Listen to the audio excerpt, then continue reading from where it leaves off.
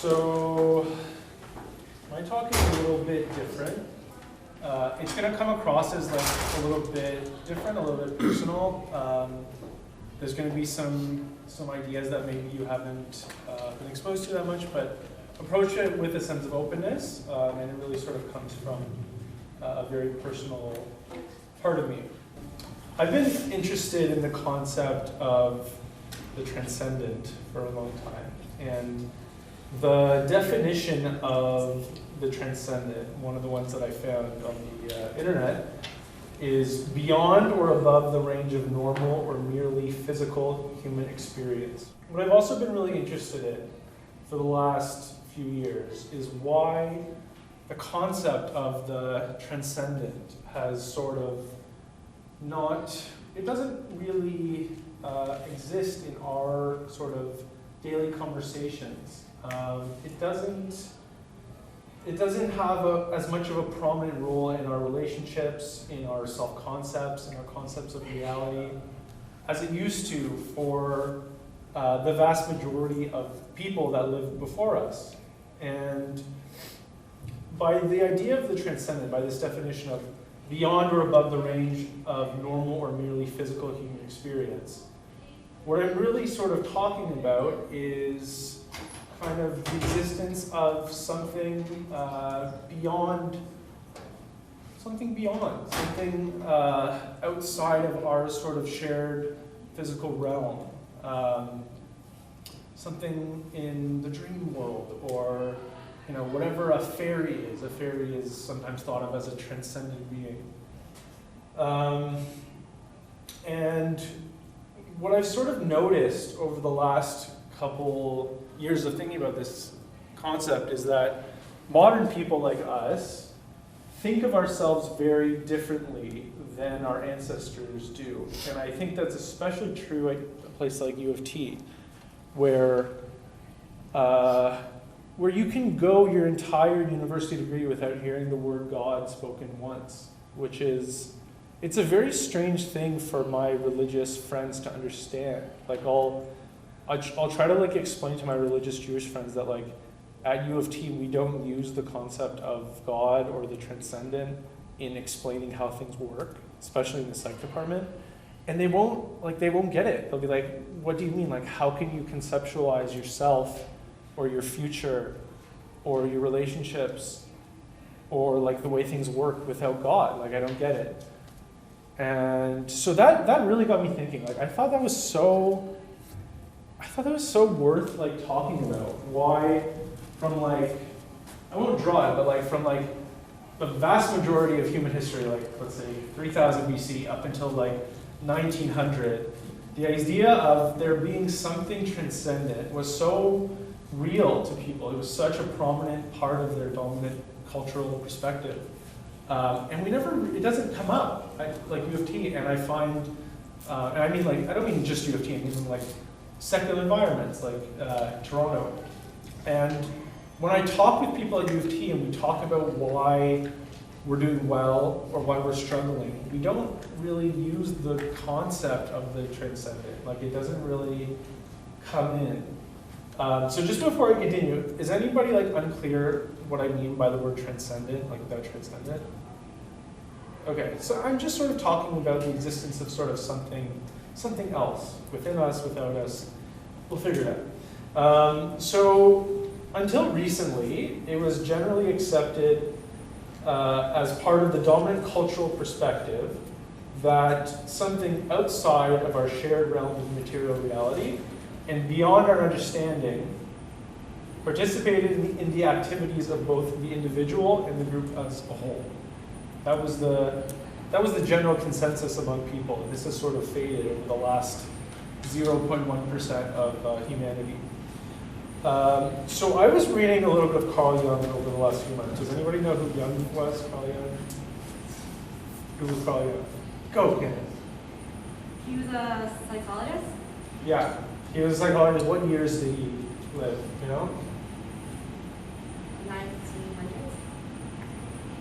Late 1890s to first half of the 20th century. And he was really interested in this same question, like why don't we talk about the transcendent in the way that our ancestors did? So I'll give you some quotes, and these are kind of strange quotes, but I think they're really worth thinking about. Like I really thought deeply about these quotes. So let me read it to you. Don't try to read it yourself.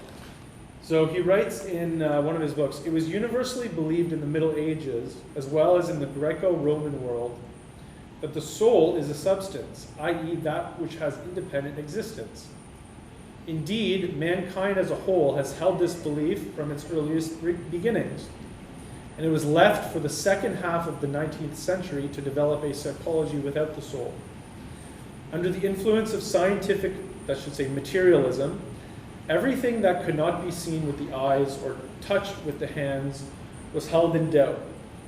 So what do you guys think that last clause means? Everything that could not be seen with the eyes or touched with the hands was held in doubt. What is Jung trying to say there? It's a very complicated question, but yeah. So like you're talking about the transcendent? That's my term. Or you think that there's something else that is sort of guiding or shaping your existence, but someone like this would say, well, where is this thing? Exactly. Point it out to me, show it, physicalize it. I want to be able to touch and feel it and see it. And if I can't see it, then I don't believe that there's something else that is sort of mastering and shaping my existence. Right. So he's suggesting that like our modern concept of reality as that which we can measure and touch and see, that's kind of like a new thing.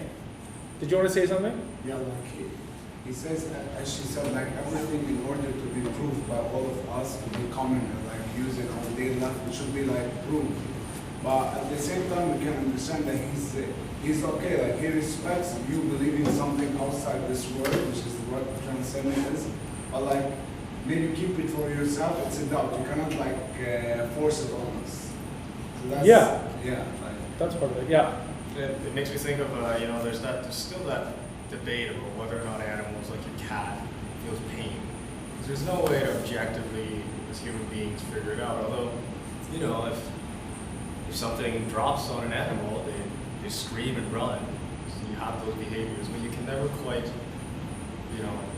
quantitatively prove there's the same pain that we feel. So maybe that's, that to me is something obvious that animals experience pain, but it's not something that we can really touch at. Yeah, I think you're getting at the same sort of thing. So I'll give you another quote.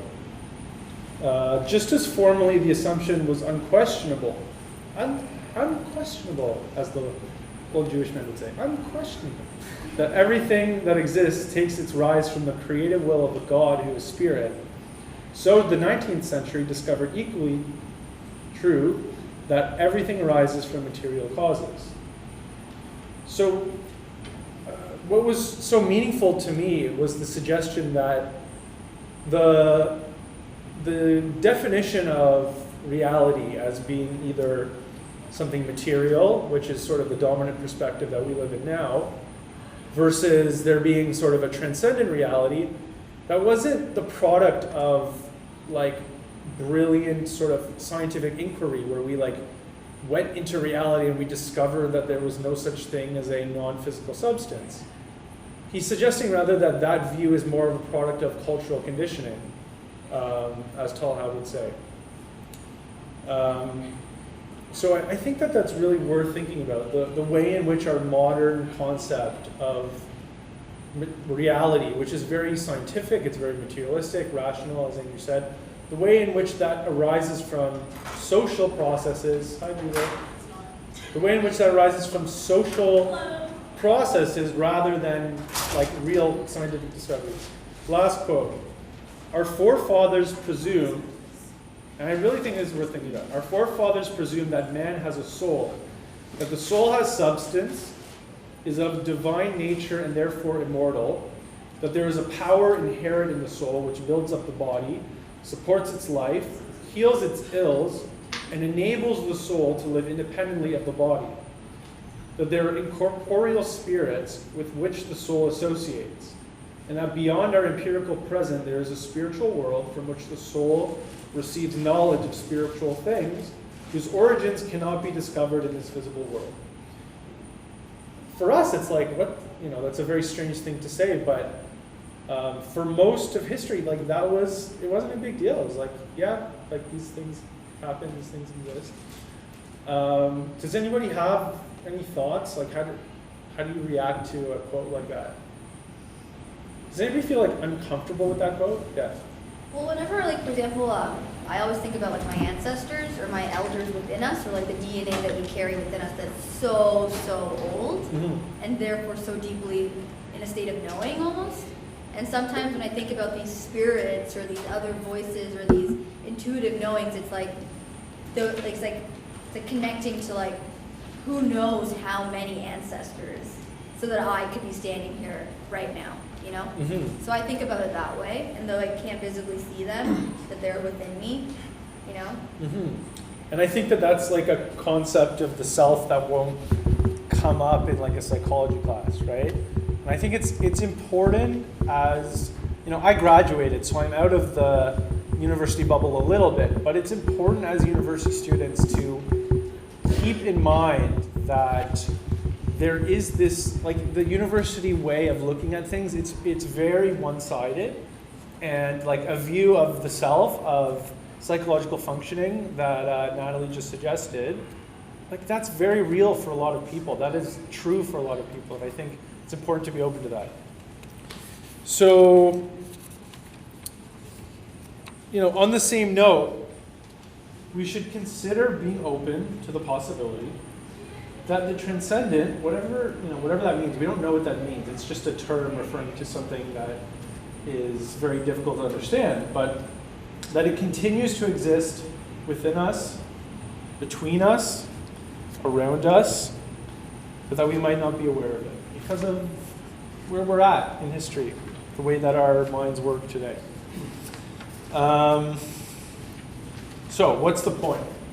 There are a lot of people that feel that, on this point, it's important to have a relationship with this transcendent something, whatever it is. The suggestion in this sort of framework is that the part of you that is your consciousness is not the totality of your psyche. And I think that's really important to know, especially if you're like if you're a young adult now. I mean, a child doesn't need to know that, but do you guys feel that that's like a generally known thing, that like that consciousness is not the sort of main leader within the psychic functioning? No? I'm not saying it's a truth, I guess I'm just asking. Yeah. I believe it's not, but we try as much as we can to say yes, just to prove that we control everything. Yeah. We try maybe our whole life, like 87 years, we try to prove to ourselves we control everything, and eventually we think that things in the world just go out of control. There's something like out there, it's not just us. You guys know Vervaeke in the psych department? So he talks a little bit about how we sort of live in a time, in his words, of narcissism, which I think just means for him that like we live in a time where we think that we have more control over our lives and over our development and over our relationships than we actually do. That's not to say we shouldn't like make a good effort each and every day to live a good life, but it's sort of an empirical truth. If you just pay close attention, you'll see that he's speaking truth for Vervaeke in relation to that. So, other than being open, I would say maybe just consider giving up a little bit of the belief that you're in total control of yourself, of your future, of your relationships, of your physical health, of your mental health, of your university path. Allow your university path to be charted both by you and your unconscious. Don't chart it yourself. It's not a good idea. I have a quote to finish with, and I don't present this as a proponent necessarily of religion. This talk, I'm not against religion, but this talk really isn't about religion. It's more about immediate, real experience. And does anybody know who said that? The Bible. Well, the Bible didn't say Jesus. it. Right. So A lot of people think that he was trying to get at like this idea that to have this sort of emotional life requires you to be like a child. Now, what does that mean? What's a child? In terms of what we're talking about, what's a child? Yeah. Sorry?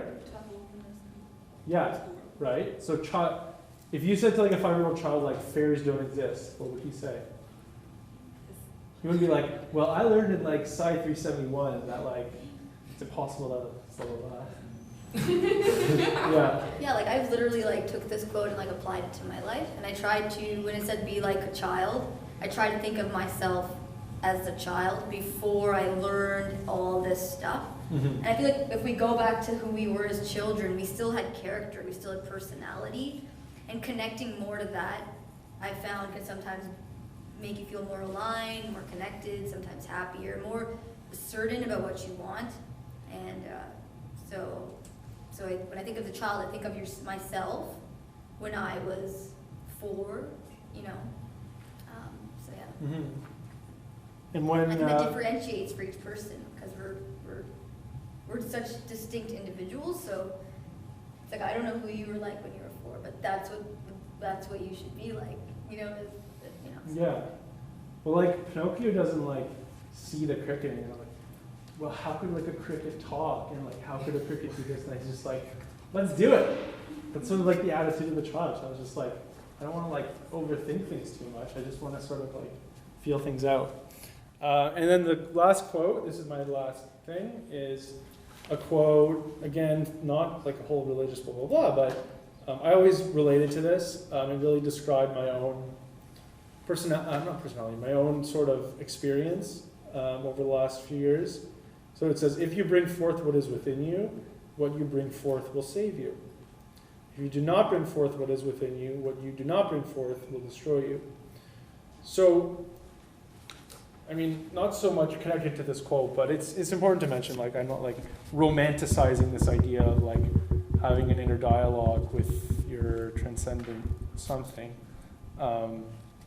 It's a very complicated process, and it's a long process, and the unconscious is filled with lots of terrible, terrible things that you probably don't want any part of and should remain down there. So always proceed with caution when you're thinking about these things. There's lots of evil down there, just as there is good. But I think it's just worth sort of sharing that idea. I'm done. Oh, sorry.